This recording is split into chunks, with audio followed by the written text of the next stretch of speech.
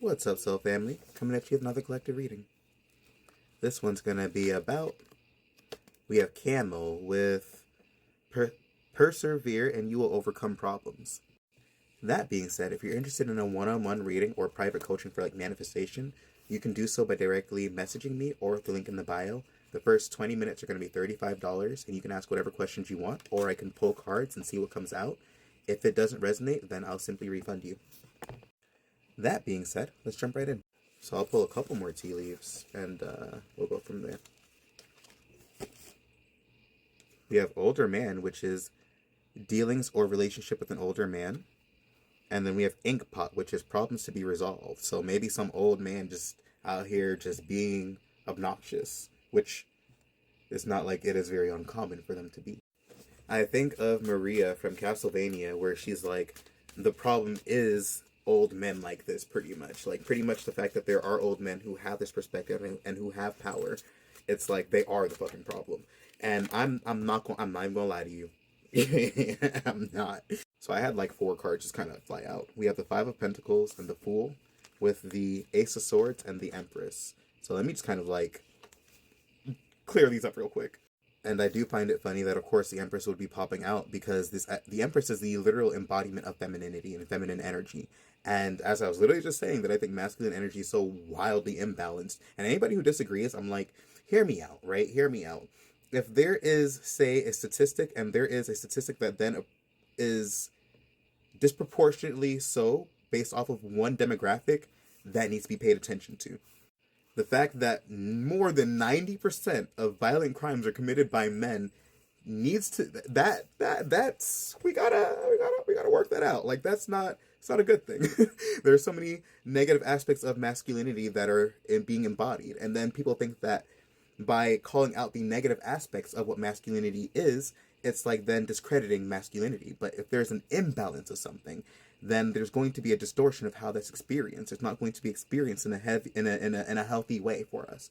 So I think this society definitely needs like its healthy dose of like empathetic, caring, nurturing, and kind people, because there is this very disillusioned belief that masculine energy is the main way to get things done.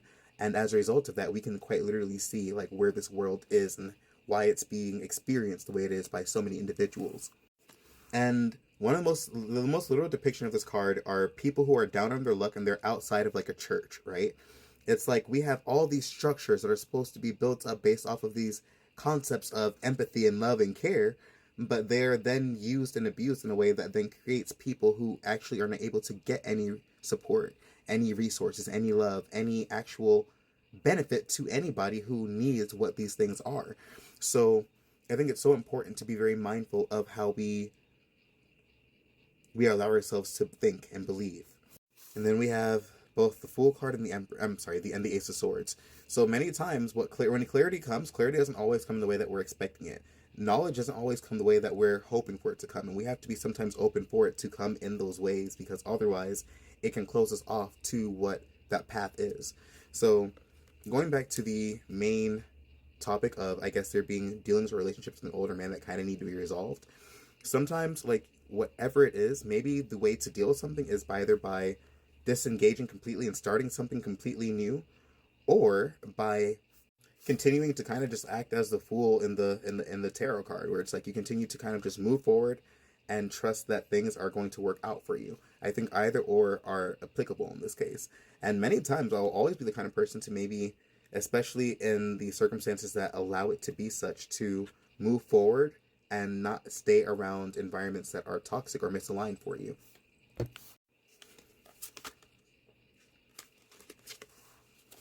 And then we have the Death card and the Three of Cups. So whatever you are experiencing points towards there being deep levels of change and shifting in your perspective. And maybe since this came out with the Three of Cups, it's literally pointing towards like more of the superficial friendships and connections you have. I wouldn't say superficial, but maybe the ones that aren't as deep or varying in strength. Because sometimes when we're going through deep levels of change, it ripples outward, not only in how we are experiencing like ourselves, but then how we experience other people, and then how we then interact with them from that point can then sometimes shift radically. That, or you guys could even be going through a collective change together, and you're actually having friends who are supporting of you, and you're actually in that realm of changing and shifting something together. So it's not just a matter of one set of people, or you yourself kind of going through the transition, as well as, or as much as other people going through it with you. And if that is the case in the latter, then I'd like to think that many times what's helped strengthen my experience, or my awareness, or what's helped strengthen my, I wouldn't say belief, I'd say, yeah, belief. What's helped strengthen my belief in the fact that I'm not going crazy, or my delusion, or that I'm going delusional, is having other people see things that happen in objective reality, even if it's not somebody who I'm super close to, but being able to have like a community and people of like-minded perspectives that then allow you to interact with things in a more healthy way. Even if that's something as simple as you moving from somewhere where it's like, oh, that's dismissing the difficulties of what feminine, or of what women or feminine people have to deal with, or even if it's some environment that's dismissing of whatever traumas or difficulties in some shape and form, being able to get to an environment where there are people who might have similar experiences, or at least beliefs, might be of more benefit, because then you're able to align with people who actually see it and understand the perspectives that you have, and then it allows you guys to, maybe as you guys share these perspectives, change and grow together. Let me pull a couple more and we'll go to the bottom of the deck. And then we have the Six of Cups. So the Six of Cups has a lot of times, like with reconnecting with old people from our past. So maybe it's one of two things. Sometimes we're looking back at the past in too fond of a way, and we're not allowing ourselves to be present.